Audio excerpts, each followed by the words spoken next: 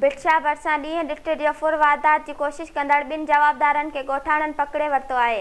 हाला link road तां Sogou कयल ॿिनि फुरनि खे मार्केट बाद भिक्षा पुलिस हवाले कयो वियो, जिन जी सुञाणप न्यू सईदाबाद वासी मोहम्मद उर्स बुरड़ो ऐं अनवर सियाल तौर थी वई आहे, जिन खां पिस्टल बरामद कयो वियो आहे। सोगो कयल जवाबदार हाला लिंक रोड ते वापारी प्रीतम बागड़ी खां मोटरसाइकिल रोक रक़म पुर करण जी कोशिश कई त हंगामी ते ॻोठाणा निकिरी आया। ॻोठाणनि ॿिन्ही फुरनि खे सख़्त तशद्दुद बाद पुलिस हवाले करे छॾियो आहे।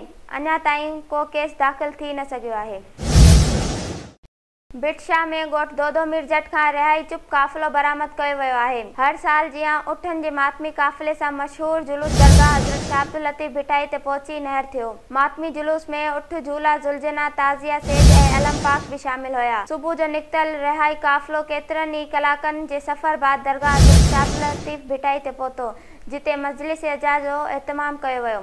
जुलूस दौरान रस्ते में मुख़्तलिफ़ हंधनि ते मौक़िफ़ क़ाइम करे न्याज़ ऐं सबील जो एहतमाम कयो वियो हो।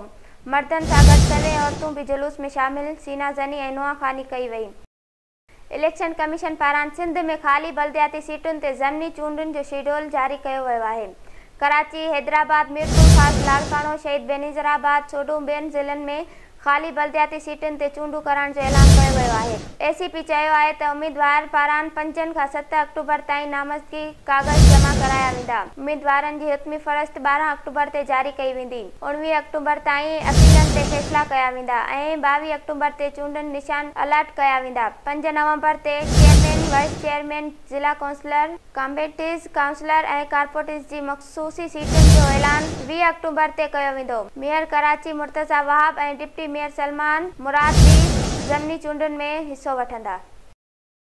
अॻूणे वज़ीर आज़म शहबाज शरीफ़ चयो आहे त नवाज़ शरीफ़ पारां 21 अक्टूबर ते ॾह वासी फाइनल आहे। आवाम संदसि शानदार आजियां कंदो। लंडन में मीडिया सां ॻाल्हाईंदे शहबाज शरीफ़ चयो त नवाज़ लीग मुल्क में तरक्की जो सफ़र अॻिते वधाईंदी। असांजो बयान पाकिस्तान जी ख़ुशहाली आहे। लंडन में नवाज़ शरीफ़ जी सदारत हेठि इजलास दौरान ॾह वासी चूंडुनि जी तयारियुनि सूदो ॿियनि मामलनि ते सलाह मशवरा मशावरती इजलास में शहबाज शरीफ़, सुलेमान शहबाज ऐं ॿिया मौजूद हुया। वारिया में महीनो अॻु मुबैना इज्तिमाई ॾाढाई जो निशानो बणियल नारी नाज़िया चनो कराची जे इस्पताल में दम ॾेई छॾियो।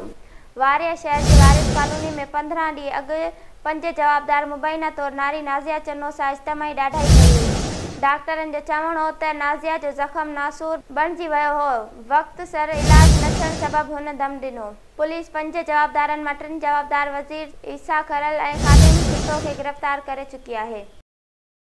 भिक्षा भरिसां सिंध यूनाइटेड पार्टी ज़िला मटियारी पारां खंडू स्टाफ ते एसयूपी तालका लतीफ़ाबाद जे सदर वाहिद बख्श संग्रासी ऐं पुटनि मथां केस दाख़िल थियण ख़िलाफ़ शहीद अमीन चौक ताईं एहतिजाजी रैली कढी वई। रैली जी अॻवानी एसयूपी ज़िले मटियारी जो अॻवान शकूर नाज़ ख़ासकेली, तालका मटियारी जे सदर राजा वज़ीर संग्रासी, ज़ुबैर चौहान, बाबू चौहान, अमीर बख्श संग्रासी, अनवर बागड़ी, फ़कीर बख्श कोसो, गुलू बेल, प्याज जहरी, ज़ीशान सोलंकी ऐं ॿिया करे रहिया हुया। अॻवाननि जो चवणु हो त हैदराबाद में पार्टी अॻवाननि ते कूड़ा केस दाख़िल कया विया आहिनि।